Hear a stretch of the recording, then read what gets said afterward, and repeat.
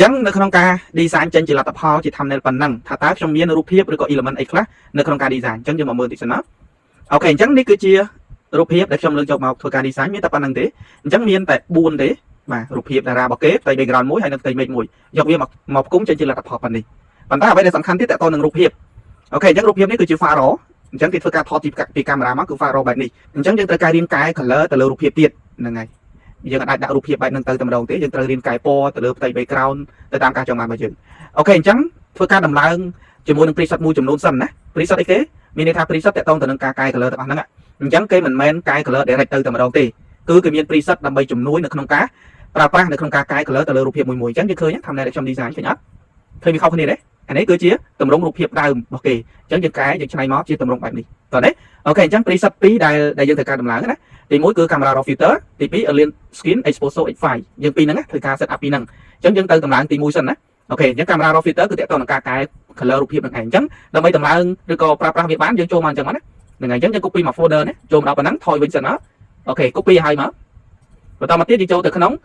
Adobe Photoshop របស់យើងវិញហើយយើងចូលទៅក្នុងឥឡូវយើងចូលលើផ្ទៃ background មួយប្រអសនយើងមកហើយយើងចូលទៅក្នុង filter យកពាក្យថា camera raw filter អូខេចាំបន្តិចណាហ្នឹងហើយអញ្ចឹងអាហ្នឹងគឺកន្លែងដែលយើងកែ color អញ្ចឹងតើតើនឹងការតម្លើង preset មកយើងចូលកន្លែងនេះអូខេយើងចូលកន្លែង 3 ហ្នឹងមកក៏ប៉ុន្តែ preset ហ្នឹងគឺខ្ញុំថតតម្លើងឲ្យមួយនេះណា1000 ply នេះអញ្ចឹងនៅពេលដែលយើងតម្លើង preset ឃើញវាស្រួលទេយើងគ្រាន់តែយកមកទៅដាក់លើវាទៅគឺវាធ្វើការកែ color ហ្នឹងទៅតាមការចង់បានរបស់យើងហើយយើងកែខៃយ៉ាងម៉េចទៀតតាមជាក់ស្ដែងអូខេឥឡូវយើងចូលកន្លែង 3 នេះមក 3 ហ្នឹងហើយយកពាក្យថា load setting អូខេអញ្ចឹងអានេះ design ខ្ញុំថតតម្លើងម្ដងហើយអញ្ចឹងយើង right click លើហ្នឹងមកយកពាក្យថា paste អូខេអញ្ចឹងយើងធ្វើការ upload វីដេអូទៅហ្នឹងណា copy វីដេអូនៅហ្នឹងមកខ្ញុំចាំតិចអូខេខ្ញុំ replay អូខេឥឡូវបានហើយអញ្ចឹងនៅពេលដែលវាបានហើយគឺយើងអត់ចុចលើវាទេគឺយើង cancel ចោលតែម្ដងណាអញ្ចឹងវានឹង load ចូលមកដល់កន្លែងនេះហើយតោះណាអាហ្នឹងគឺទី1ទី2តទៅទៅនឹងការប្រើប្រាស់ជាមួយនឹង preset ទី2យើងមើលកន្លែង filter នេះអញ្ចឹងជាធម្មតាបើយើងអត់ទាន់ធ្លាប់ដំឡើងជាមួយនឹង plugin មួយហ្នឹងទេគឺវាអត់មានទេណាជាមួយនឹង EXO software មួយនេះគឺអត់ទាន់មានទេអញ្ចឹងខ្ញុំមានខ្ញុំបើកទៅគឺប្រើបានហើយតែសម្រាប់យើងអត់ទាន់ដំឡើងគឺអត់មានទេហ្នឹងណាហ្នឹងហើយយើង set up កម្មវិធីមកគឺវាអត់មានទេតោះតែយើងដំឡើងចូលអូខេអញ្ចឹងនៅពេលដែលយើងប្រើប្រាស់ជាមួយនឹង plugin មួយហ្នឹងឃើញវាងាយស្រួលទេអញ្ចឹងមានជាមួយនឹង preset ជាច្រើនដែលយើងអាចប្រើបានហើយយើងអាចកែអាចអីបានទៀតអញ្ចឹងយើងអាចគ្រប់គ្រងបានច្រើនមែនតើណាអូខេអញ្ចឹងខ្ញុំ cancel ចោលវិញអញ្ចឹងដើម្បីធ្វើការដំឡើងជាមួយនឹង plugin មួយហ្នឹងយើងត្រូវការបិទកម្មវិធី Photoshop ចោលសិនណាយើងបិទវាចោលសិនមកអូខេបន្តមកទៀតយើងចាប់ដើមទៅដំឡើងវាណាអានេះយើងដំឡើងហើយទី2មួយនេះអូខេអញ្ចឹងយើងចាប់ដើមដំឡើងអញ្ចឹងមាន file 3នេះ file មួយនេះហើយនិង file មួយនេះគឺការចេញពីនេះទេខ្ញុំពលាចេញពីនេះទេណាអញ្ចឹងបើសិននៅក្នុងករណីយើងដំឡើង install កន្លែងនេះវាអត់បានយើងមកចុចចូលនៅក្នុង file Windows មួយនេះចុចពីរដងមកអូខេអញ្ចឹងយើងមកមើល file នឹងដែរទេនេះ file មួយនេះនឹងអានឹងដូចគ្នាទេហើយ grade នេះក៏ដូចគ្នាដែរអញ្ចឹងណាហ្នឹងហើយពេលខ្លះ counter ខ្លះដំឡើងខាងក្រៅអត់បានទេអញ្ចឹងចូលមកដំឡើងក្នុងនឹងទៅបានណាអញ្ចឹងយើងចុចពីរដងបាច់មកចុចពីរដង double click លើវាមកអូខេចាំតិចអូខេអញ្ចឹងកន្លែងនេះយើងមើលនៅក្នុងវីដេអូនោះអត់ឃើញទេណាអញ្ចឹងកន្លែងហ្នឹងនៅពេលដែលយើង install ខ្លួនឯងទៅឃើញណាយើងយកពាក្យថា yes មកកន្លែងហ្នឹងណាអូខេបន្តមកទៀតយកពាក្យថា I agree ហើយយក next ហើយវាធ្វើការចាប់យកជាមួយនឹង Photoshop 2022 direct តែម្ដងណាហើយយកពាក្យថា next ទៀតទៅអូខេអានេះយើង create លើ desktop ណាលើ desktop អញ្ចឹងយើង touch វាអញ្ចឹងទៅហើយ next ទៀតអូខេអញ្ចឹងលឿនទេតម្លើង plugin មួយនេះអត់យូរទេណាអូខេអញ្ចឹងរកចាំតិចសិនហ្នឹងហើយអញ្ចឹងយើង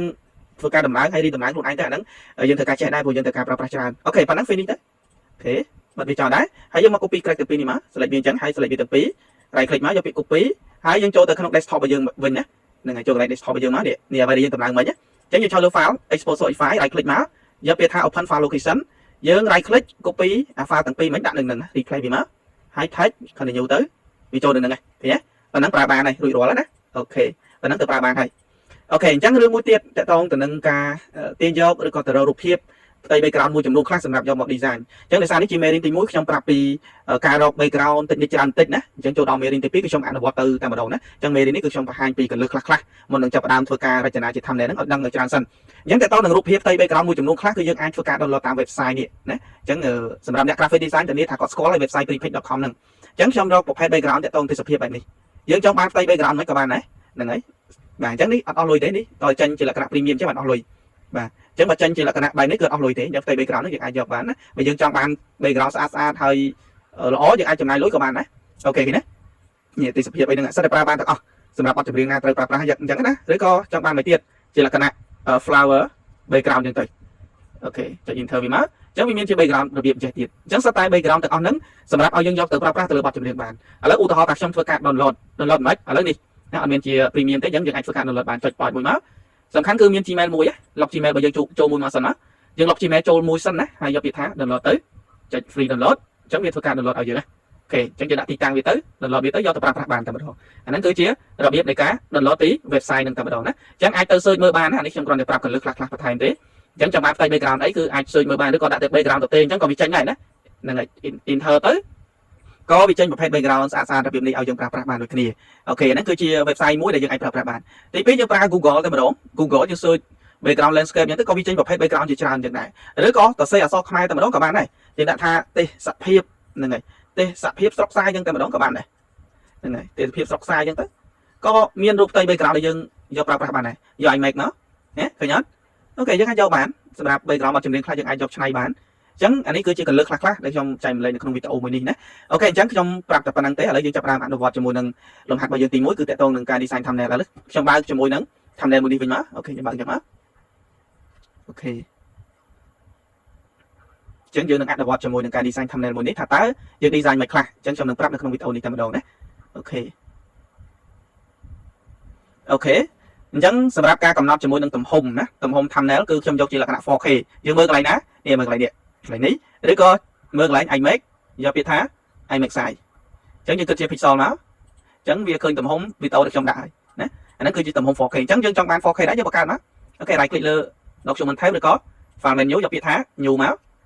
ហើយយើងមកធ្វើការកំណត់កន្លែងនេះមកឬក៏យើងយកកន្លែង frame វីដេអូនេះមកជ្រើសរើសយកជាអីគេជា 4K តែម្ដងនេះចុច point 4K បាទអញ្ចឹងកន្លែង resolution យើងកុំដាក់ខ្ពស់ពេកដាក់ត្រឹម72ក៏បានដែរហ្នឹងហើយអញ្ចឹងប៉ុណ្ណឹងកន្លែងនេះយើងដាក់មកដាក់ thumbnail មកអូខេបន្តមកទៀតយើងធ្វើការដាក់តម្រង orientation របស់វាគឺប្តេជ្ញាជាទូទៅ thumbnail គឺប្តេជ្ញាមែនទេអូខេដាក់ប្តេជ្ញាទៅសម្រាប់ YouTube ណាអូខេក្រៅពីហ្នឹងគឺ color mode អី RGB ហ្នឹងទៅប៉ុណ្ណឹង create មកឃើញទេបានសាយប៉ុនរបស់គេអូខេបន្តមកទៀតយើងធ្វើការបែងចែកជាមួយនឹង background thumbnail របស់យើងជា2ហ្នឹងហើយដោយសារឥឡូវវាពិបាកមើលឆ្លាស់ទៅឆ្លាស់មកខ្ញុំចង់ឲ្យ thumbnail ទាំងពីរហ្នឹងវាទន្ទឹមគ្នាតែម្ដងអញ្ចឹងយើងចូលលើ thumbnail sample របស់យើងយកពាក្យថា window menu ហើយយកពាក្យ orange ហើយយកពាក្យថា to up vertical ណាអូខេអញ្ចឹងខ្ញុំបំបែកវាជា2មួយនេះគឺជាគំរូ sample ទុកមើលហើយនេះគឺយើង design តាមតោះណាអូខេអញ្ចឹងនៅពេលយើងបានប៉ុណ្ណឹងហើយយើងចាប់បានធ្វើអីគេគឺយើងយក background ណាទៅទាញ background របស់យើងនេះណាទាញ background ដាក់មួយសិនអាហ្នឹងណាកុំដាក់ច្រើនទាញមកមួយអនុវត្តវាសិនអញ្ចឹងខ្ញុំទាញ background មួយនេះយកមកដាក់ពឹបទាញតម្លាក់អញ្ចឹងមកអូខេហើយយើងធ្វើការទាញឲ្យវាធំតិចមកខ្ញុំយកប៉ុណ្នេះចុះអូខេអញ្ចឹងផ្ទៃ background មួយហ្នឹងយើងធ្វើការកែពណ៌មែនទេដោយសារពណ៌របស់រូបភាពដើមមកគេគឺជា file raw អញ្ចឹងវាអត់តន់ស្អាតទេវាស្លេកអញ្ចឹងយើងយកទៅកែរូបនៅណាអញ្ចឹងយើងតម្លើង plug in មិញហើយមែនទេអញ្ចឹងយើងចូលទៅ filter ហើយយកពាក្យថា exposure software H file មួយនេះឃើញទេបើកពតមកអូខេអញ្ចឹងយើងចាប់ដើមចាំតិចសិនអូខេអញ្ចឹងនៅពេលដែលវាចូលមកអញ្ចឹងហើយនេះ preset ដែលខ្ញុំធ្លាប់ប្រើណាហ្នឹងហើយអញ្ចឹងមានច្រើនណាស់អាចចុចរកមើលបានអញ្ចឹងអ្វីដែលខ្ញុំប្រើប្រាស់ខ្ញុំដាក់ចំកូដៅតែម្ដងយកកន្លែងជា preset cinema អូខេអញ្ចឹងខ្ញុំ scroll ចូលមកក្រោមគឺ preset មួយនេះឬក៏មួយនេះឃើញទេអញ្ចឹងវាតម្លើងជាមួយនឹងពណ៌យើងដិតល្អនេះមួយនេះអញ្ចឹងខ្ញុំយកមួយនេះចុះបន្តមកទៀតយើងអាចធ្វើការគ្រប់គ្រងបានណាយើងអាចកែយើងអាចអីទៀតបានបើយើងយកតែប៉ុណ្ណឹងចុច apply ពឹបអញ្ចឹង color របស់យើងដូរបាត់ឃើញអត់គេមើលកន្លែងនេះមើលពឹបឃើញទេបិទបើកបានអូខេប៉ុន្តែវាអត់ទាន់មកល្អទេយើងកែបន្ថែមតិចទៀតណាអញ្ចឹងកែទៅកន្លែងណាយើងចូលទៅ filter ដែរហើយsauហ្នឹងគឺយើងយកកាមេរ៉ា raw filter អូខេអញ្ចឹងនៅក្នុងកាមេរ៉ា raw ក៏យើងកែបានច្រើនដែរអញ្ចឹងយើងកែទៅកន្លែងណាទៀតអញ្ចឹងមើលមួយតាមខ្ញុំរៀនឲ្យចេះកែទាញចូលមកក្រោមមកជាទូទៅបើយកធ្លាប់ប្រើទេវាអាចបិទអញ្ចឹងទាំងអស់វាអាចបិទនេះណាហ្នឹងហើយអញ្ចឹងយើងយកកន្លែង effect បន្តមកទៀតនេះកន្លែង texture នេះទាញវាឡើងមកហ្នឹងហើយទាញវាឡើងមកឃើញរូបរបស់យើងរាំងដិតខ្លាំងណាស់ទាញ clarity ឡើងមកណាឲ្យវារាំងទៅបែបនេះទៀតណាអូខេប៉ុណ្ណឹងចុចអូខេមករួចមកវគ្គទៀតអូខេបន្តមកទៀតយើងទាញផ្ទៃមេឃយកមកដាក់អញ្ចឹងផ្ទៃមេឃរបស់យើងអូខេខ្ញុំទាញផ្ទៃមេឃនេះផ្ទៃមេឃយកវាមកដាក់ដែរមកព្រោះផ្ទៃមេឃដើមអត់ស្អាតទេអូខេអញ្ចឹងយើងដាក់បែបហ្នឹងណាទាញឲ្យវាធំអញ្ចឹងមកអូខេអញ្ចឹងខ្ញុំទាញដាក់បែបនេះអូខេបន្តមកទៀតធ្វើម៉េចដើម្បីឲ្យវា blur ចូលទៅក្នុងផ្ទៃ background នេះផ្ទៃមេឃហ្នឹងណាអញ្ចឹងត្រូវចាំយើងមើល technique មួយដែលខ្ញុំបង្ហាញហ្នឹងទៅអញ្ចឹងយើងត្រូវអីគេយើងឈរលើផ្ទៃមេឃមួយហ្នឹងយើងដាក់ម៉ាស់អានេះគឺម៉ាស់ណាអញ្ចឹងរៀនមើលតាមមួយទៅរៀនប្រើវាទៅណាចុចប៉តមកគឺដាក់ម៉ាស់លើហ្នឹងបន្តមកទៀតយើងយក gradient នេះទៅ blur វានេះ gradient tool ហ្នឹងហើយយើងមកមើលកន្លែងនេះផងចុចប៉តណាចុចលើឧបករណ៍ gradient របស់វាហើយយើងចុចកន្លែងពណ៌ gradient របស់វាប៉តមកវាលោតជាមួយនឹង option gradient editor មកយកអា basic color នេះហើយយកកណ្ដាលគេមកណាហើយចុចអូខេបន្តមកទៀតនៅក្នុងតម្រង gradient ហ្នឹងទាំង5ហ្នឹងយកទី1ណាយកជា linear ហើយកន្លែង mode របស់វាយកជា normal opacity 100% level ហ្នឹងគឺដក text ចេញតែប៉ុណ្ណឹងរួចរាល់បន្តមកទៀតខ្ញុំចាប់ផ្ដើមអោពីក្រោមឡើងទៅលើអោខ្វាញ់យកមកគឺវា blur ឃើញទេអោបដេញរហូតទៅអញ្ចឹងទៅឃើញទេឃើញផ្ទៃមេឃវាចូលអត់អូខេប៉ុណ្ណឹងចប់មកវគ្គទៀតណាមើលមួយបន្តមកទៀតណាខ្ញុំមើលតួអង្គខ្ញុំបិទតួអង្គនេះណាបិទតួអង្គមកគេនេះអូខេនេះសិតតួអង្គមកយើងហ្នឹងអញ្ចឹងខ្ញុំឈរលើតួអង្គណាមួយខ្ញុំមើលតួអង្គសិនអូខេអញ្ចឹងយើងមើលផ្ទៃ background របស់គេនេះផ្ទៃ background របស់គេមានខ្មៅមានតម្រងបែបនេះទៀតគឺធ្វើមិនទេអាហ្នឹងអូខេអញ្ចឹងតម្រងបែបនេះគឺយើងធ្វើវាមកបាទប៉ុន្តែយើងមើលតម្រង background របស់គេលក្ខណៈអីគេអាហ្នឹងជាលក្ខណៈ radial blur អាហ្នឹងណា radial blur អញ្ចឹង radial blur គេប្រើមិនអាហ្នឹង ឆោលើផ្ទៃ background របស់យើងនេះមកអូខេចូលទៅ filter menu មកហើយយកពាក្យថា blur ហើយយកពាក្យថា radius blur ចុចបត់អូខេអញ្ចឹងកន្លែងហ្នឹងយើងដាក់ជា base ហើយកន្លែង amount របស់វានេះកុំយកច្រើនពេកខ្ញុំយកត្រឹម2ឬក៏1ណាខ្ញុំដាក់2សិនចុះថាតើវា radius ត្រឹមប៉ុន្មានមើលទៅចុចអូខេសិនមកអូខេនេះអញ្ចឹងយើងដាក់ត្រឹម2មើលទៅវា radius វាខ្លាំងពេកណាអូខេអញ្ចឹងខ្ញុំថយវិញដើម្បីទៅចូលទៅម្ដងទៀតគឺគេអត់ចូលកន្លែងហ្នឹងទេណាយើងមើលកន្លែង layer របស់យើងនេះ layer វាមកនេះអ្វីដែលយើងប្រើមក radius ចុច2ដងប៉ោចមកអញ្ចឹងវានឹងចូលមកដល់កន្លែងមិញណាអូខេអញ្ចឹងកន្លែងនេះខ្ញុំដាក់1ចុះហើយចុចអូខេមកអូខេនេះប៉ណ្ណឹងល្មមហ្នឹងហើយមើលទៅស្អាតអូខេបន្តមកទៀតដើម្បីវាយពលឺឬក៏សម្អោចឲ្យបែបនេះយើងធ្វើម៉េចអូខេអាហ្នឹងគឺយើងប្រើឧបករណ៍ទៀតណាគឺយើងប្រើឧបករណ៍ brush tool ណាកន្លែងហ្នឹងណាហើយត្រូវចាំនៅក្នុងឧបករណ៍សម្រាប់ Photoshop បើសិនជាអត់ឃើញឬក៏ខ្វះឧបករណ៍ណាមួយមកចូលកន្លែងនេះត្រេកបែបនេះចូលជាប់មកហើយយក edit tool មកនៅក្នុងករណីមានឧបករណ៍ខ្លះនៅខាងនេះចេះអញ្ចឹងតែវានៅខាងហ្នឹងគឺវាបាត់ហើយវាអត់ឃើញនៅនេះទេអញ្ចឹងទាញអាហ្នឹងមកដាក់ឧបករណ៍ហ្នឹងមកហើយគេដឹងមិនដើម្បីដឹងថានឹងឧបករណ៍កន្លែងហ្នឹងដោយសារគេមើលចុងកតុយរបស់វានេះគឺមានអក្សរ M ដោយអក្សរ M អក្សរ V ដោយអក្សរ V អញ្ចឹងទៅមើល shortcut key វាកញ្ចុងណាហើយចុចដាំទៅគឺវាមកអស់ហើយតោះណាអូខេអញ្ចឹងយើងប្រើប្រាស់ឧបករណ៍ brush tool នឹងឯងទៅវាយពលឺចូលវាយមិនទៅអញ្ចឹងដើម្បីប្រើប្រាស់វាយពលឺចូ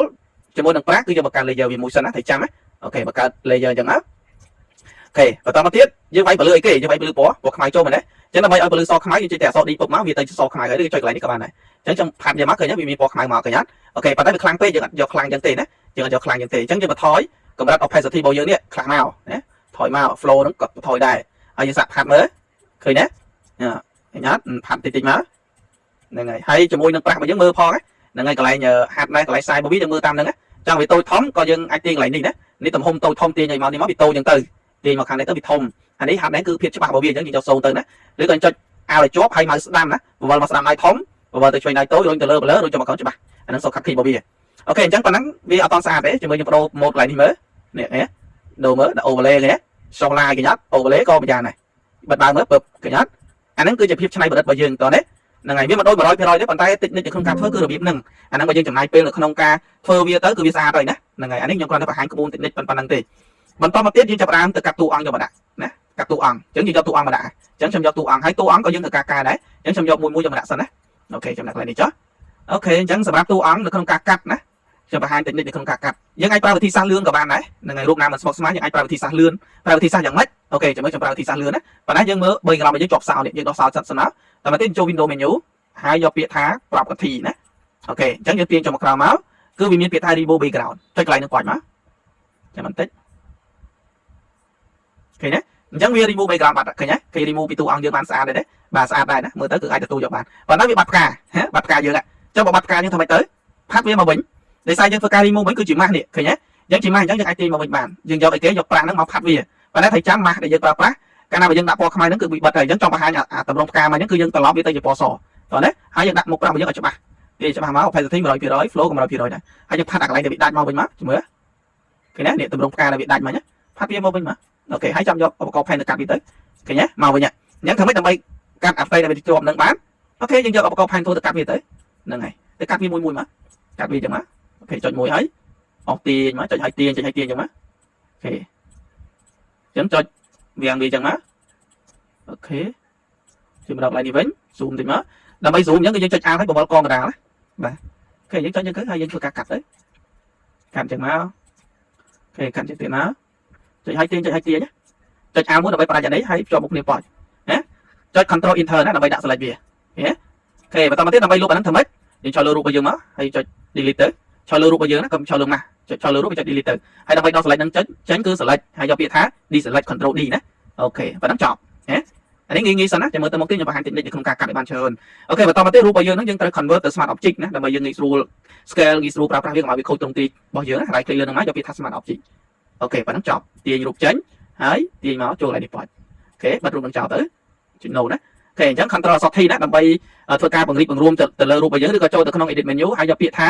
free transform ណា control Alt T ចុចប៉ោចអូខេ scale វាមកអូខេទាញកែងហ្នឹងទៅដល់ text ហើយទាញរូបហ្នឹងឡើងទៅលើចេះណាយើងមើល layer ផងឃើញទេអញ្ចឹងយើងទៅបើករូបដើមមកគេវិញមកនេះអញ្ចឹង control Alt T scale ទៀតមកអូខេដាក់រូបហ្នឹងមិនហើយយើងអាចបវល់កែងហ្នឹងខ្លះទៅអូខេអញ្ចឹងរូបហ្នឹងយើងអាចធ្វើការកែបានណាយើងទៅកែដូចមិនមកយើងចង់កែមិនខ្លះទៀតអញ្ចឹងកែបន្ថែមទៀតបានណាសម្រាប់រូបភាពរបស់យើងណាអូខេអញ្ចឹងចូលលើរូបរបស់យើងហើយចូលទៅក្នុង filter យកកាមេរ៉ា raw filter មកយើងទៅមើល preset ដែលយើងតម្លើងមិញនេះកន្លែងនេះចុចប៉ោចមកនេះ preset ទាំងអស់ហ្នឹងទៅមើលវាមកនេះឃើញទេបាទអញ្ចឹង preset ហ្នឹងយើងមើលតាមរូបណារូបណាដែលដាក់ត្រូវយើងប្រើទៅ រូបណាដាក់ទៅវាមិនត្រូវមិនស្អាតអាហ្នឹងក៏យើងមិនយកវាទេព្រោះ preset ហ្នឹងវាចម្រុះទៅតាមការងារណាមិនប្រកាសថាយើងដាក់ទៅវាត្រូវទៅទាំងអស់ទេបើអត់ត្រូវទេអត់បញ្ហាទេយើងកែបន្ថែមទៀតទេបាទអញ្ចឹងដូចជាច្រើនណាខ្ញុំអត់ចំណាយពេលរកមើលទេចាំមើលខ្លួនឯងណាអញ្ចឹងខ្ញុំចូលទៅក្នុង basic នេះវិញមក edit មកខ្ញុំកែនៅក្នុង line នេះណា line នេះខ្ញុំអាចកែបានឃើញណាខ្ញុំកែនៅហ្នឹងក៏បានដែរអត់បញ្ហា color ហ្នឹងទៅខ្ញុំអាចកែបានឃើញណាអូខេ saturation ឃើញអត់យើងអាចកែនៅក្នុងហ្នឹងក៏បានដែរបន្ថែមបន្ថយខ្លួនឯងក្នុងហ្នឹងមកណាអាហ្នឹងយើងអាចកែអញ្ចឹងបានណាយើងអាចចំណាយពេលធ្វើខ្លួនឯងអញ្ចឹងក៏បានដែរបន្ថែមមក highlight មកអូខេប៉ុណ្ណឹងចុចអូខេមកអូខេយើងអាចកែរបៀបហ្នឹងហើយកែឆ្នៃឲ្យបានច្រើនមកគឺស្អាតហើយណាទម្រង់បែបហ្នឹងណាអូខេបន្តមកទៀតជាមួយនឹងអីគេណាបន្តមកទៀតជាមួយនឹងទម្រង់ខាងក្រោមនេះគឺបើគេដាក់ខ្មៅចេះអត់ឲ្យភ្លឺសុតអញ្ចឹងទេតែភ្លឺសុតយើងអត់ស្អាតទេណាអញ្ចឹងយើងប្រើដូចមិនប្រើអីដូចយើងធ្វើ background វិញនោះអញ្ចឹងបង្កើត layer ថ្មីមួយហើយយើង click ពី mask វាចូលសិនណាបាទដើម្បីឲ្យវា focus ទៅលើតែរូបហ្នឹងទេណាហើយ click យកពាក្យថា create click ពី mask បាច់មកហើយកន្លែងហ្នឹងយើងបដូរទៅជា overlay ហើយទៅមិនយើងបដូរនេះដូចគ្នាហើយយកប្រាស់មកផាត់វាដាក់ពណ៌ខ្មៅអញ្ចឹងមកហើយចាំមើលខ្ញុំផាត់ណាអូខេដាក់ឲ្យ blur មកblur យកមកហើយយើងដាក់កម្រិត opacity និង flow ของខ្លាំងពេកណាហើយយើងផាត់មើលណានេះឃើញអត់អូខេអាហ្នឹងគឺការវាយពលឺចូលទៅក្នុងរូបភាពរបស់យើងណាហ្នឹងហើយយើងចង់វាយពលឺហើយបើសិនក្នុងករណីយើងចង់វាយពលឺពណ៌សវិញត្រឡប់អានេះទៅពណ៌សមកយើងវាយពលឺបានឃើញណាចង់វាយពលឺថ្ងៃចេះមកហ៎ឲ្យចេះត្រូវតួអង្គពុបមកឃើញណាបាទអាហ្នឹងគឺជា technique វាយពលឺណាគេវាយបែបហ្នឹងអញ្ចឹងយើងបើមើល before and after ណាអូខេអញ្ចឹងខ្ញុំកែប៉ុណ្ណឹងណាខ្ញុំអត់បានផ្ចិតផ្ចង់ឲ្យ 100% ទេសំខាន់ដឹងតែ color និង technique នៅក្នុងការធ្វើគឺចប់ហើយអូខេបន្តមកទៀតខ្ញុំយករូបភាពទី2ណារូបភាពទី2យកមកដាក់អូខេរូបភាពតួអង្គរបស់យើងមួយនេះខ្ញុំទាញយកមកដាក់ទៀតអូខេអញ្ចឹងសម្រាប់រូបភាពមួយនេះគឺខ្ញុំធ្វើការកាត់មានន័យថាខ្ញុំធ្វើការកាត់រូបនឹងចេញមួយហើយខ្ញុំយក background របស់វាយកមកដាក់យើងមើលឃើញរូបនឹងវាចូលជាមួយនឹងទម្រង់នេះស្អាតអូខេអញ្ចឹងគេធ្វើម៉េចបែបហ្នឹងអញ្ចឹងមានន័យថា technique របស់យើងគឺយើងធ្វើការ select ចេះអូខេយើងប្រើឧបករណ៍នេះមួយមក object selection អូខេហើយយើងមកមើលកន្លែង mode របស់វាជា lasso tool មកហើយកន្លែងនេះយើងយកជា new select ហើយយើងអោមកជុំចឹងមកអោវាមកជុំចឹងមកហើយបើឡើងទៅវានឹងធ្វើការចាប់យក select រូបរបស់យើងប៉ុណ្ណឹងអូខេប៉ុណ្ណេះរួចហើយហ្នឹងហើយខ្ញុំបានយកច្រើនទេហើយ right click លើវាមកកន្លែងហ្នឹងគឺយកពាក្យថា copy មក layer và copy ពុបអញ្ចឹងយើង copy អូខេចូលទៅ mode tool វិញយើង copy បានមួយអូខេអញ្ចឹងមួយហ្នឹងគឺយើងទាញទៅរូបមួយទៅវាអញ្ចឹងសិនណាអូខេហើយរូបហ្នឹងគឺយើងត្រឡប់ណាឃើញរូបរបស់គេត្រឡប់មកខាងនេះដែរយើងឆោលើរូបរបស់យើង Ctrl Alt T ហើយ right click មកយកពាក្យថា flip horizontal ត្រឡប់ឆ្វេងស្ដាំ flip vertical ត្រឡប់លើក្រោមអានេះឆ្វេងស្ដាំចេះតើណាអូខេហើយរូបរបស់យើង right click មក convert វា smart object ដែរតើបងអាចថាថ្មីច្រើនប៉ុន្តែយើងយូរទៅមិនដែរទេណាអូខេហើយយើងយក background ហ្នឹងយកមកដាក់ដែរទេ background មួយហ្នឹងទាញវាយកមកដាក់ដែរបិទរូបមកយក background ហ្នឹងយកមកដាក់ដែរទៀតអញ្ចឹងសួរថាហេតុអីបានធ្វើអញ្ចឹងណាហេតុអីបានត្រូវយក background ហ្នឹងមកដាក់ចុះកាត់រូបចេញទៅអីទៅទៀតយើងដឹងលើហើយ right click យើងត្រឡប់វាដែរមកអូខេអញ្ចឹងគោលដៅដែលខ្ញុំធ្វើការកាត់រូបហ្នឹងចេញដោយសារអីនេះកន្លែងនេះគឺយើងត្រូវការកាត់ផ្ទៃមេឃហើយគោលដៅរបស់យើងគឺយើងត្រូវការតែតម្រងនេះណាយើងត្រូវការតែតម្រងផ្កាកន្លែងនេះណាតម្រងស្មៅកន្លែងហ្នឹងឲ្យវាស៊ីគ្នាជាមួយនេះតើណាដើម្បីដាក់តួអង្គរបស់យើងទៅស៊ីគ្នាអញ្ចឹងគឺខ្ញុំយកត្រឹមប៉ុណ្នេះចុះបន្តមកទៀតយើងដាក់មកឲ្យវាមួយប៉តដាក់មកធ្វើអីគឺដាក់ដើម្បី blur វាអញ្ចឹងយើងចូល gradient ទៀតមកដើម្បី blur thìចាំចូល gradient ហើយ bevel ពណ៌ខ្មៅឡើងទៅលើហើយខ្ញុំអោពីក្រោមមកលើពុបឃើញទេគឺវាចូលគ្នាទេដល់មកទៀតផ្ទៃមេឃគឺអូគ្នាយើងអោពីលើចូលមកក្រោមវិញមកឃើញទេអោបដេញវាអញ្ចឹងមកដើម្បីអានេះស៊ីមួយផ្ទៃនេះអានេះក៏ដូចគ្នាអោអញ្ចឹងមកអូខេឃើញទេអញ្ចឹងគោលដៅរបស់យើងកាត់រូបចេញដល់ពេលយើងដាក់រូបមកអត់បញ្ហាណារូបរបស់យើងដាក់មកល្មមមកអញ្ចឹងដាក់រូបមកយើង blur មិញអត់ប៉ះពាល់រូបទេបើយើងអត់កាត់រូបចេញទេយើង blur មិញគឺប៉ះពាល់រូបហើយមែនទេបាទអានេះគឺជា technique ទេអូខេដល់មកទៀតរូបហ្នឹងយើង blur ដែរដាក់មកឲ្យវាហើយចាំដាក់មកបើយើងអត់ដាក់មកទេមានន័យថាយើងប្រើ gradient នឹង blur អត់ចូលទេណាបាទឧទាហរណ៍ថាយើងអត់ដាក់មកទេឆោលើអញ្ចឹងហើយយក gradient ទៅអស់វាដាក់ពណ៌ខ្មៅក្រោយដល់ពេលយើងអស់ខ្វាច់មកគឺអត់កើតទេឃើញទេបាទដាក់មកវាអស់មកបាននេះអស់មកខ្វាច់មកគឺវា blur ឲ្យយើងblur ឲ្យរូបហ្នឹងមើលទៅវាចូលគ្នាជាមួយនឹងផ្ទៃហ្នឹងអូខេជាងកន្លែងនេះនឹងតិចទៀតខ្ញុំ blur តិចទៀតអូខេឃើញវាចូលដែរឃើញវាស៊ីគ្នាអត់ប៉ុន្តែរូបហ្នឹងយើងកែតិចមកកែរូបហ្នឹងយើងអាចកែនៅក្នុងកន្លែងនេះក៏បានដែរ adjustment layer កន្លែងនេះតោះណាយើងយក brand មក V brand ណាទាញមកអូខេដាក់ click ពីមកឲ្យវាប៉ោចមកនេះឃើញវីដេអូដែរអូខេអញ្ចឹងសេរីវាតិចតួចទៀតមកវាបានរូបក្រោយនោះអញ្ចឹងឆ្នៃវាបានណាអញ្ចឹងអា background មួយនេះយើង gradient វាតិចទៀតមកអូខេអញ្ចឹងគោលដៅដែលយើងកាត់ចេញគឺវាងាយស្រួលអញ្ចឹងណាសម្រាប់ឲ្យយើងធ្វើការឆ្នៃរូបហ្នឹងអូខេបានប៉ុណ្ណឹងហើយយើងចាប់ផ្ដើមយកចំណងជើងណាអញ្ចឹងចំណងជើងគឺខ្ញុំបានផ្ដល់ជូនឲ្យដែរហើយអូខេសម្រាប់ចំណងជើងណាយកអាហ្នឹងមកដាក់ក៏បានឬក៏ទៅ copy ពី AI ក៏បានដែរអញ្ចឹងត្រូវចាំនៅពេលដែលចំណងជើងយើងធ្វើការ design ពីកម្មវិធី AI ហើយយើងគ្រាន់តែហ្នឹងហើយ select លើចំណងជើងទាំងអស់ចឹងមកហើយ right click យកពាក្យថា copy ទៅតែម្ដងយើងអត់ចាំបាច់ save រូបហ្នឹងទៅទេណាហើយយកវាមកចូលនៅក្នុង Photoshop របស់យើងវិញឆោលើនឹងមក Ctrl V ពុបវាផេះមកអញ្ចឹងកន្លែងហ្នឹងគឺយើងថែយក Smart Object ហើយយកពាក្យថា OK អញ្ចឹងអក្សរហ្នឹងវានឹង load មកអញ្ចឹងយើងសេរីមកអូខេណាយើងបានប៉ុណ្ណឹងហើយចង់អក្សរហ្នឹងរាំងរុញឡើងលើឬក៏ trade មកទៀតយើងចុច Ctrl ជាប់ចុច Ctrl ជាប់អូខេហើយមកបើយើងទាញតាមចំណុច anchor point កែងហ្នឹងរុញវាទៅអូខេឃើញទេវាទៅជាបែបនេះអូខេទាញអញ្ចឹងណាឲ្យវាចេញមកតម្រង់បែបណាអូខេយើងមើលតាមហ្នឹងទៅហ្នឹងហើយអូខេអញ្ចឹងខ្ញុំទាញឡើងលើមកចំណងជើង អូខេអញ្ចឹងខ្ញុំបានមួយបន្តមកទៀតធ្វើម៉េចដើម្បីឆ្នៃចំណងជើងជាធម្មតានៅក្នុងចំណងជើងបទចម្រៀងណាយើងមើលតាមជាមួយនឹងបទចម្រៀងឯងគេអត់សូវប្រើពណ៌អីញ៉ៃច្រើនទេណាហ្នឹងហើយអាចពីចឹងគឺគេប្រើពណ៌សនឹងឯងហើយជាលក្ខណៈ stroke របស់វាពណ៌ខ្មៅចឹងទៅដើម្បីវាឆ្លោះចឹងណាអញ្ចឹងដើម្បីយើងធ្វើការចាក់ពណ៌ចាក់ gradient ចាក់អីបានទៅទៀតគឺយើងចូលនៅក្នុងនេះ SX របស់យើងនេះអញ្ចឹងយើងឆោនៅក្នុងអីគេឆោនៅក្នុង layer មួយហ្នឹងហើយយើងបែរជាមួយ SX របស់យើងមកខ្ញុំទៅប្រើប្រាស់ពណ៌អីមែនឧទាហរណ៍ថាចង់ប្រើ gradient អីចឹងទៅចុច gradient overlay មកអូខេអញ្ចឹងវាចេញ gradient ឲ្យយើងចេះមិញណាចេញ gradient ឲ្យយើងហ่ะអញ្ចឹងយើងធ្វើការបដូរពណ៌បដូរអីចឹងទៅបដូរពណ៌ឲ្យនេះមកយើងធ្វើការទាញវាមកឧទាហរណ៍ចង់បានពណ៌អីថែមណាគេវាមានពណ៌ gradient ច្រើនណាអូខេអញ្ចឹងសម្រាប់ខ្ញុំយកពណ៌សណាអញ្ចឹងខ្ញុំអត់យក gradient ទេអញ្ចឹងខ្ញុំយកពណ៌សចុច color overlay color មកពណ៌គឺពណ៌សបែបនេះប៉ុន្តែដល់ពេលដែលយើងដាក់ពណ៌សសុទ្ធគឺវាអត់អន់ឆ្លោះទេលោកតាយើងដាក់ drop shadow នេះ drop shadow ណាចុចលើ drop shadow ពីរដងប៉ុចមកអញ្ចឹងវាបង្កើតជាស្រមោលខាងក្រៅមកយើងឃើញអត់អញ្ចឹង drop shadow របស់យើងគឺយើងដាក់ opacity 100%ដល់នេះកន្លែងនេះដាក់ពណ៌ខ្មៅហើយ distance យើងបង្ហាញ distance មានន័យថា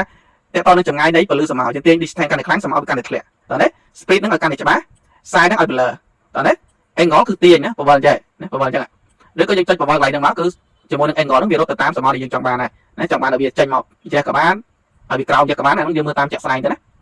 ាអូខេអញ្ចឹងបានប៉ុណ្ណឹងចុះអូខេយើងសេរីមកល្មមមកយើងមើលតាមជាក់ស្ដែងបើយើងយកទៅប៉ុណ្ណឹងក៏បានដែរមានអីហ្នឹងហើយណាយើងចង់បានប៉ុណ្ណឹងក៏យកប៉ុណ្ណឹងមកហ្នឹងហើយខ្ញុំយកទៅប៉ុណ្ណឹងក៏បានដែរអូខេចុចអូខេមករួចបាត់ហើយណាយើងចុចដូចរបស់គេហើ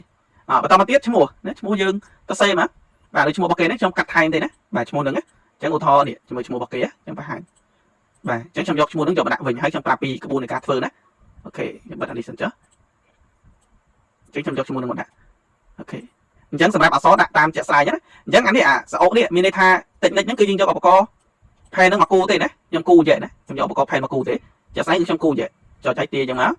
ចុចឲ្យទាញឲ្យវាកោងតាមដែលយើងចង់បានមកចុច A1 ដើម្បីផ្ដាច់អានេះហើយទាញមកអញ្ចឹងវិញមកណាទាញមកបែបហ្នឹងមកចុច A1 ផ្ដាច់អានេះចុចអញ្ចឹងមកហើយដាក់វាពឹបបន្តមកទៀតយើងពុតវាណាព្រោះយើងធ្វើដំបូងវាអត់ស្អាតទេអញ្ចឹងយើងចុចឲ្យជាប់លើផែនធួនហ្នឹងយកពាក្យថា curvature ផែនធួនចុចអញ្ចឹងមកហើយយើងពុតមកអូខេចង់ពុតវាមិនចុចឲ្យចំ angle point មកពុតវាអញ្ចឹងម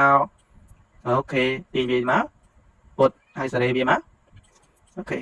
សេរីអញ្ចឹងតាមយើងមើលទៅតាមតម្រងអក្សរដែលយើងគូចាក់ស្ដែងណាអូខេអញ្ចឹងចង់ឲ្យវាកោងដាក់អញ្ចឹងមកឲ្យកោងស្អាតអញ្ចឹងមកអូខេឃើញអត់បាទបន្តពីហ្នឹងដើម្បីវាចេញពណ៌របស់គេគឺបង្កើត layer វាមួយដើម្បីដាក់អាហ្នឹងហើយចុច control enter អូខេអញ្ចឹងដើម្បីយកពណ៌ទៅដាក់វាយើងយកអីគេនេះយើងយកឧបករណ៍ pen នេះហើយពណ៌របស់យើងនេះយើងចង់បានពណ៌អីចង់បានពណ៌សត្រឡប់យកពណ៌សយកឧបករណ៍ pen នៅជាមួយនឹង gradient ហ្នឹងហើយមកចុចលើនឹង point មកវាចម្លងពណ៌សនឹងចូលឡាបើសិនតែពណ៌ខ្មៅនៅពីលើចុចទៅបានពណ៌ខ្មៅ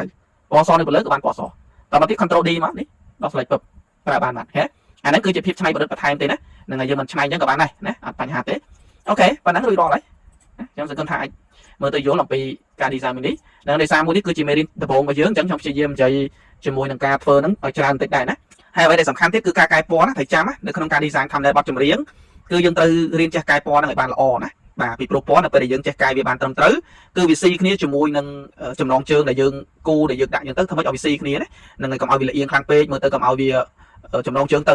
មកចំណងជើងយើងទៅហើយផ្ទៃ background បែបផ្ទៃ background វាអត់ស៊ីគ្នាអញ្ចឹងវាសំខាន់គឺទាំងចំណងជើងទាំងតួអង្គទាំងផ្ទៃ background ទាំងផ្ទៃមេទាំងអស់ហ្នឹងនៅពេលដែលយើង design គឺឲ្យវាស៊ីគ្នាណាធ្វើម៉េចឲ្យវាគេហៅថាឲ្យសាក់មូលគ្នានៅក្នុងប្រភេទ advert មួយហ្នឹងឲ្យមើលទៅវាល្អស្អាតអញ្ចឹងណាអូខេអញ្ចឹងបន្ទាប់ពីបានប៉ុណ្ណឹងហើយយើងអាចធ្វើការ export បានណាអញ្ចឹងខ្ញុំបិទគំរូ sample ចោលទៅអូខេអញ្ចឹងខ្ញុំបិទរូបនេះចោលដែរអូខេអញ្ចឹងចំពោះការ design មិញខ្ញុំអត់តបញ្ជាក់ការ design តែចាំនៅពេលដែលយើងបង្កើតផ្ទៃ background មកអញ្ចឹងហើយយើងត្រូវការចុចកន្លែង file យើង save file នឹងទុកសិនណាជាវានៅក្នុងការដែលយើងធ្វើទៅបាន save អត់បានឲ្យយើងទៅវា code ឬក៏វាបាត់ឯកសាររបស់យើងណាចុចកន្លែងហ្នឹងមកហើយយកពាក្យថាយក computer ហើយយើងទៅ save ដាក់ទីតាំងណាមួយដែលយើងពេញចិត្តឥឡូវខ្ញុំដាក់លើទីតាំងការងាររបស់ខ្ញុំចុះអូខេខ្ញុំដាក់នៅក្នុង thumbnail ហ្នឹងចុះអូខេយើងដាក់អញ្ចឹងទៅដាក់ឈ្មោះដាក់អីមកហើយយកពាក្យថា save ពុបអូខេបន្តមកទៀតយើងធ្វើការ export thumbnail មួយហ្នឹងឲ្យចេញជារូបភាពណាដើម្បីយកទៅដាក់លើ channel YouTube អញ្ចឹងយើងយកពាក្យថា file យកពាក្យថា export ហើយយកពាក្យថា save for web legacy ណាអូខេអញ្ចឹងនៅពេលដែលវាចេញមកប៉ុណ្ណឹងហើយយើង preview សិនណានេះកន្លែង 100% ចុចកន្លែង tray នេះមកកន្លែង upload នេះយកពាក្យថា fit and view ដើម្បីឃើញទម្រង់របស់យើងបែបនេះហើយកន្លែងនេះណាអូខេកន្លែង preset របស់វាយកជា JPEG មកព្រោះយើងយកជាផ្ទៃ background ណាបើយើងអត់យកផ្ទៃ background ទេគឺយើងយកជា PNG អញ្ចឹងទៅអញ្ចឹងយក JPEG កន្លែងនេះយើងយក maximum ទៅប៉ុន្តែបើសិនជាទំហំយ៉ាងធំទម្លាក់មកត្រឹម very high ក៏បានដែរណាអូខេឥឡូវខ្ញុំយកប៉ុណ្ណឹងសិនចុះហើយកន្លែងនេះយើង touch វាបន្តមកទៀតអស់ហើយអត់មានធ្វើអីទៀតទេយកពាក្យថា save ពឹបអញ្ចឹងទៅដាក់ទីតាំងវាណាទៅដាក់ទីតាំងអូខេខ្ញុំដាក់ទីតាំងដើមមកអូខេកន្លែងដើមណាហើយយកពាក្យថា save ពឹបរួចរាល់យើងទៅបើកមើលអូខេនេះណាជិះពីដងប៉ោចមកឃើញទេ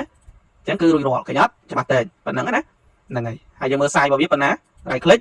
show more option យកពាក្យ property អូខេ detail អូខេសម្រាប់ហ្នឹងគឺ 4K ហើយsize របស់វាធ្វើតែ 4 មេតិចតួចទេហើយនៅក្នុងករណីហ្នឹងបើសិនជា size វា 4 មេប៉ុណ្ណឹងយើងដាក់ thumbnail អត់ត្រូវឬក៏ដាក់ទៅវាអត់កើតទេគេមាន website មួយទៀតគេមាន website មួយទៀតដើម្បីធ្វើការបំលែង size ហ្នឹងបានទៀតគេមានណាខ្ញុំមើលបន្តិចសិនណាខ្ញុំធ្លាប់ប្រើខ្ញុំមើល website មួយហ្នឹងខ្ញុំធ្លាប់ប្រើបើសិនក្នុងករណីនេះអូខេនេះ website មួយនេះណាបាទ website មួយហ្នឹងចាំទៅប្រើប្រាស់ទៅបើសិននៅក្នុងករណីយើង design thumbnail ហ្នឹងហើយស្អាតតែយកទៅដាក់លើ YouTube ហើយវាធំពេកអញ្ចឹងយើងចូលមកក្នុង website មួយនេះតោះណាបន្តមកទៀតយើងទៅ upload រូប thumbnail ដែលយើងធ្វើការ export មកមិញហ្នឹងចុច upload file មកហើយខ្ញុំទៅបើកជាមួយនឹងកិច្ចការងារមិញណាអូខេមួយណាមួយនេះហើយចុច open អញ្ចឹងវានឹងធ្វើការ convert ជាមួយមិន 4 មេជាងជាមួយវា convert ទៅសពប៉ុណ្ណាសម្រាប់រូបភាពគឺនៅតែច្បាស់ទេមិនភ័យទេណាគាត់វាទម្លាក់ size តិចតួចដើម្បីឲ្យយើងដាក់ thumbnail ទៅវាត្រឹមត្រូវកន្លែងហ្នឹងណាតែនេះកន្លែងហ្នឹងអ្នកខ្លះអត់ដឹងទេណាដោយសារនេះជាការងាររបស់ខ្ញុំខ្ញុំដឹងច្រើនអញ្ចឹងខ្ញុំជួយបន្ថែមមេរៀនខ្លះៗទៅដើម្បីឲ្យដឹងទាំងអស់គ្នាណាអូខេចាំបន្តិចទៀតអូខេបានប៉ុណ្ណឹងហើយយកណាយើងចុចលើ download ហ្នឹងមកឬក៏ចុចកន្លែងនេះក៏បានដែរបាទចុចកន្លែងនេះមកអញ្ចឹង download ដាក់ទីតាំងវាមកខ្ញុំទៅដាក់ទីតាំងវាអូខេអញ្ចឹងខ្ញុំដាក់លើនៅក្នុង folder មកចុះចុច save ហើយយកពី download អូខេ open folder យកវាចូលមកនេះណាអញ្ចឹងយើង right click ពលាវាចេញមក Winra ហើយយកពី extract here មកអូខេនេះរូបមិញ right click មកយើងមើលថាតើវា size ប៉ុណ្ណាអូខេឃើញទេនេះមិញទំហំរបស់វា 4 មេជាងឥឡូវទាំងបាន1មេផងឃើញអត់អូខេទាំងបាន1មេផងអញ្ចឹងដាក់នៅក្នុង channel YouTube បាំងរូបភាពវីដេអូរបស់យើងគឺត្រូវហើយយើងបើកមើលនៅច្បាស់តែអត់អីទេឃើញទេបាទអញ្ចឹងអានេះគឺជា technique ល្អមួយទៀតសម្រាប់យើងអ្នកបទចម្រៀងហ្នឹងណាអូខេអញ្ចឹងតើតើនឹងមេរៀនមួយនេះមានតែប៉ុណ្្នឹងទេសម្រាប់មេរៀនទី1ដែលខ្ញុំរៀនខ្ញុំបញ្យល់ពី technique នៅក្នុងការ design មួយហ្នឹងណាអញ្ចឹងអ្វីដែលសំខាន់នៅពេលដែលមើលយល់ហើយរឿងស្អាតមិនស្អាតគឺអាស្រ័យលើខ្លួនឯងទេបើទោះបីខ្ញុំព្យាយាមធ្វើស្អាតយ៉ាងណាក៏ដោយបើយើងធ្វើមិនស្អាតធ្វើមិនល្អវានៅតែមិនល្អនឹងឯងអ្វីដែលសំខាន់ចង់ចេះពីខ្ញុំគឺដឹងពី technique ពីរបៀបពីបច្ចេកទេសទេអញ្ចឹងនៅពេលដែលចេះបច្ចេកទេស technique របៀបនៅក្នុងការធ្វើហើយព្យាយាមអនុវត្តតាមមេរៀនទៅធ្វើខ្លួនឯងឲ្យបានច្រើនទៅអានឹងគឺចេះហើយណាអូខេអញ្ចឹងសម្រាប់មេរៀនទី1គឺខ្ញុំមានតែប៉ុណ្្នឹងអញ្ចឹងចាំជួបគ្នានៅមេរៀនទី2បន្តទៀតសូមអរគុណរៀនជំនាញ Graphic Design នៅមជ្ឈមណ្ឌលបច្ចេកទេសកុំព្យូទ័រលោកអ្នកទទួលបានចំណេះដឹងជាច្រើនដូចជាចេះកាត់កែគូរនិងរចនារូបភាពតាមតម្រូវការជាមូលដ្ឋានគ្រឹះច្បាស់លាស់ទៅលើការ design រចនា logo នាមប័ណ្ណ advert reflex និង brochure ជាដើមបងប្អូនចេះ design ទាំងប៉ាណូតូចធំបានគ្រប់ប្រភេទចេះ design ស្អាតតបជំនាញស្តង់ដារដើម្បីបំពេញតម្រូវការងារនាពេលបច្ចុប្បន្ននិងមាន project ជាច្រើនសម្រាប់ធ្វើការអនុវត្តតាក់ទាញទាន់សម័យនិងសម្បូរបែបមេរៀនទាំងអស់នេះមាននៅក្នុងវគ្គ Graphic Design ចង់រៀនជំនាញ Graphic Design សាលា Technical Computer Center អាចផ្ដល់ជំនាញទាំងអស់នេះទៅកាន់លោកអ្នកបាន 100% សូមអរគុណ